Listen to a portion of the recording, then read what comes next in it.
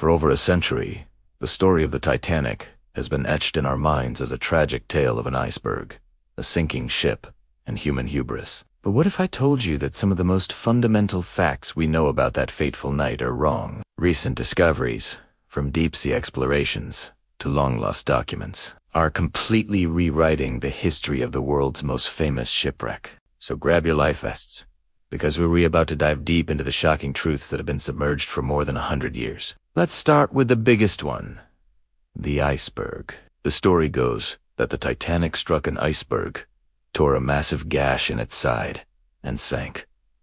Simple, right? Well, not exactly. Decades of research and analysis of the wreck itself suggest a different story. The damage wasn't one long, 300-foot gash. Instead, the iceberg likely caused a series of smaller punctures and buckled the hull plates along the ship's starboard side, popping the rivets like a zipper. This allowed water to flood not one, but 6 of its supposedly watertight compartments. The ship was designed to stay afloat with 4 compartments flooded, but 6.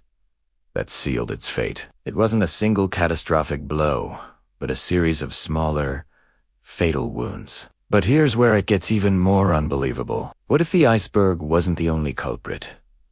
What if the ship was already on fire? Journalist Sinan Malani has spent over 30 years investigating this theory. He uncovered photographs taken before the Titanic even left the shipyard in Belfast, showing a long, dark mark on the hull right, where the iceberg would later strike. He argues this was evidence of a massive, uncontrollable coal fire burning in one of the ship's bunkers. This fire could have been smoldering for weeks, reaching temperatures over 1,000 degrees Celsius.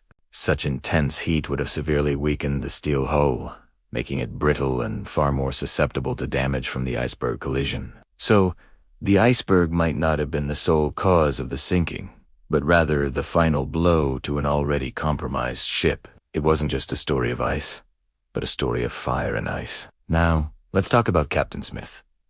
He's often portrayed as the stoic hero who went down with his ship, but some evidence suggests a far more troubling picture. There are reports that the fire was known to the ship's officers and owners, but they chose to conceal it from passengers to avoid a panic and costly delays. Some even claimed the decision to maintain high speed through an ice-filled region wasn't just arrogance, but a desperate attempt to reach New York quickly and extinguish the fire at port. This paints a picture not of a heroic captain, but of officials making a series of catastrophic gambles that put thousands of lives at risk. It transforms the narrative from a simple accident into a story of potential negligence and cover. Another enduring myth is the idea of the band nobly playing on as the ship went down. While it's true they played 2 calm passengers, the final song wasn't nearer, my God, did the ass films love to depict. According to multiple survivor testimonies, including the highest-ranking officer to survive, Charles Lightoller, and wireless operator Harold Bride,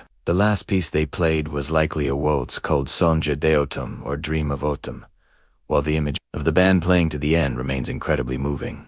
This small detail reminds us how much of the story has been shaped by Hollywood rather than historical fact. The reality was less of a hymn and more of a bittersweet, somber farewell. And what about the final moments of the ship itself? For decades, everyone believed the Titanic sank intact, slipping beneath the waves in one piece. This was the official conclusion of both the American and British inquiries. Survivors were divided on the matter, but the sank in one piece theory prevailed. It wasn't until 1985, when Dr. Robert Ballard discovered the wreck, that the truth was revealed. He found the ship in 2 main sections, the bow and the stern, lying nearly 2,000 feet apart on the ocean floor. This physical evidence proved that the immense stress on the hull of the ship, as bow filled with water, caused it to break apart at the surface. It was a violent, catastrophic breakup, a far more terrifying end than the graceful descent imagined for over 70 years. This discovery single-handedly overturned the official historical record.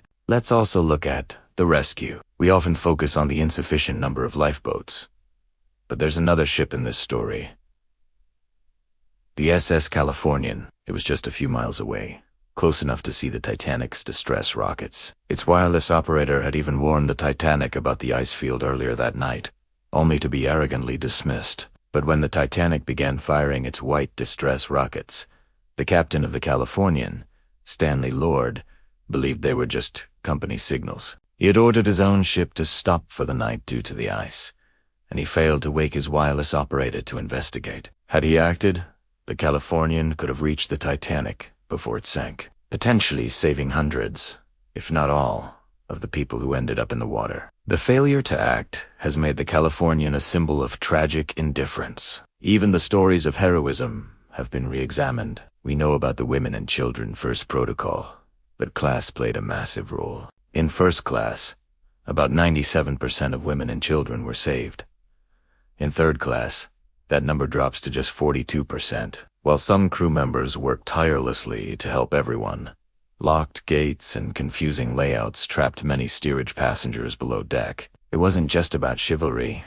It was about privilege. Your ticket's price was a direct predictor of your chances of survival. This uncomfortable truth challenges the romanticized version of the disaster, revealing the stark social inequalities of the era. And finally, have you heard about the optical illusion that may have doomed the ship? A phenomenon known as a superior mirage, caused by a thermal inversion where cold air lies beneath warmer air, can create a false horizon. British historian Tim Moulton argues that such conditions were present that night. This mirage could have hidden the iceberg from the lookouts until it was too late.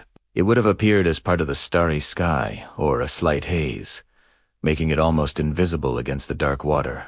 The same mirage could also explain why the crew of the Californian misinterpreted the Titanic's signals, believing it was a much smaller, closer ship. It suggests that a freak weather event, a trick of the light, may have been the final, fatal piece of this tragic puzzle. So, the Titanic's story is not as simple as we once thought. It's a complex web of a weakened hull, a hidden fire, questionable decisions, freak weather, and social divides. Each new discovery peels back another layer, revealing a story that is far more shocking, complex, and human than the one we've been told for generations. The wreck continues to yield its secrets, proving that history is never truly settled. It's a living, breathing thing, constantly being rewritten by those who dare to look deeper. Thank you so much for joining me on this deep dive into the hidden history of the Titanic. If you found this as fascinating as I do, please hit that like button and subscribe for more explorations into the mysteries that shape our world. Let me know in the comments which discovery surprised you the most. Until next time, keep questioning everything.